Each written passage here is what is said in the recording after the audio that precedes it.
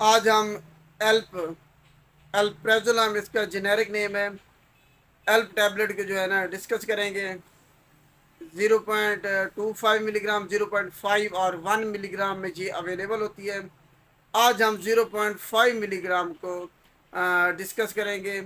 एल्प्रेजोलम इसका generic formula है, generic name है। इसकी हम सबसे पहले यूज़ दे लेते हैं, इस्तेमालात किन मकासद के लिए हम इसको इस्तेमाल करते हैं। अगर आपको परेशानी है, कोई टेंशन है, कोई ज़हनी आपको सदमा पहुंचा है, तकलीफ़ पहुंची है, या आपको कोई यादाश्त का मसला है, किसी किस्म का ज़हनी दबाव है, परेशानी है, उसके इलाज के लिए हम इसको इस्तेमाल करते हैं।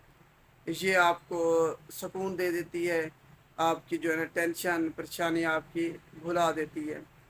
एग्ज़ाइटी के तौर पर इसको हम एंटी एग्ज़ाइटी के तौर पर इस्तेमाल करते हैं।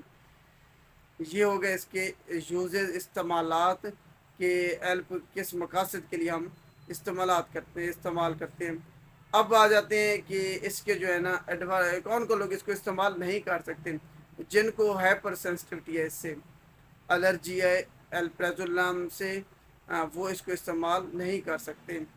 और जो जो जिनको शिज़ोफ्रेनिया है, ये एक ब्रेन डिसऑर्डर है जिसमें जो है ना आपकी बोलना, आपका हरकत करना, या आपका बात करने का जो अंदाज़ है, तरीका है, हेलुसिनेशन आपको होती है, ये सारे डिसऑर्डर हो जाते हैं। और जो अमेरिका में 1 जो है ना % से कम, तकरीबन थोड़ी सी ये शिज़ोफ्रेनिया उनको है। अमेरिका की तकरीबन 1% पॉपुलेशन को शिज़ोफ्रेनिया है। अगर आपको शिज़ोफ्रेनिया है, डिसऑर्डर है ब्रेन का, तो आप एल्प्रेजोलम को इस्तेमाल नहीं कर सकते। अब आ जाते हैं इसके एडवर्स ड्रग रिएक्शन पे, मुज़र सेहत इसके असरात क्या हैं। आपकी जो है ना जो शहवत है, सेक्स करने की ख्वाहिश है, वो कम हो सकती है।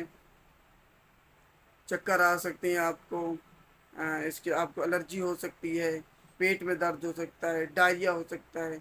इसके अलावा कॉन्स्टिपेशन, कब्ज़ हो सकती है आपको, वहम हो सकता है आपको, डिप्रेशन हो सकता है, और रेस्पिरेटरी जो है ना आपको डिप्रेशन हो सकती है। ये इसके जो है ना मुज़र सेहत असरात हैं, जो कि अगर आप एल्प टैबलेट को इस्तेमाल करते हैं तो उसके नतीजे में आपको ये हो सकते हैं। अब आ जाते हैं इसके ड्रग इंट्रैक्शन पे। अगर ये हम इस्तेमाल करें किसी दूसरी मेडिसिन के साथ, तो तब क्या ये इंटरेक्ट करती है, नहीं करती। अगर आप जनाब शराब पीते हैं, ड्रिंकें करते हैं, तो अगर इसके साथ इस्तेमाल करते हैं एल्प के साथ, तो आपने इस्तेमाल नहीं करनी, क्योंकि ये उसकी डोज जो है ना ओवर हो जाएगी। आपको सीडेशन ज़्यादा हो सकती है, आप कोमे में भी जा सकते हैं। अगर आपने शराब पी हुई है तब आप एल्प टैबलेट का इस्तेमाल नहीं करेंगे। और दूसरी किसी एंटी एग्जाइटी, टेंशन भुलाने के लिए, परेशानी को भुलाने के लिए, ख़त्म करने के लिए अगर दूसरी कोई आप टैबलेट इस्तेमाल कर रहे हैं मेडिसिन, तो आपने एल्प उसके साथ इस्तेमाल नहीं करनी। या फिर अगर आप टोनोफ्लेक्स पी इस्तेमाल कर रहे हैं, तब भी आपने एल्प उसके साथ इस्तेमाल नहीं करनी। उसमें बीच में वक्फा 3-4 घंटे का दे दे, तब आप इस्तेमाल कर सकते हैं। ये हो गए इसके ड्रग इंट्रैक्शन कि ये इंटरेक्ट कर सकती है दूसरी मेडिसिन के साथ। दूध पिलाने वाली माएँ इसको इस्तेमाल नहीं कर सकती, नर्सिंग मदर, क्योंकि एफिकेसी इसकी इस्टेब्लिश्ड नहीं है। तो नर्सिंग मदर हैं, दूध पिलाने वाली माएँ, वो इसको इस्तेमाल नहीं कर सकती। प्रेगनेंसी में भी ये इस्तेमाल नहीं की जा सकती।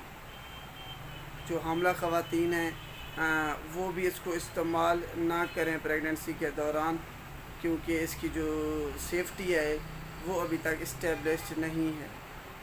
अगर वीडियो अच्छी लगे तो इसको लाइक कीजिएगा। शुक्रिया।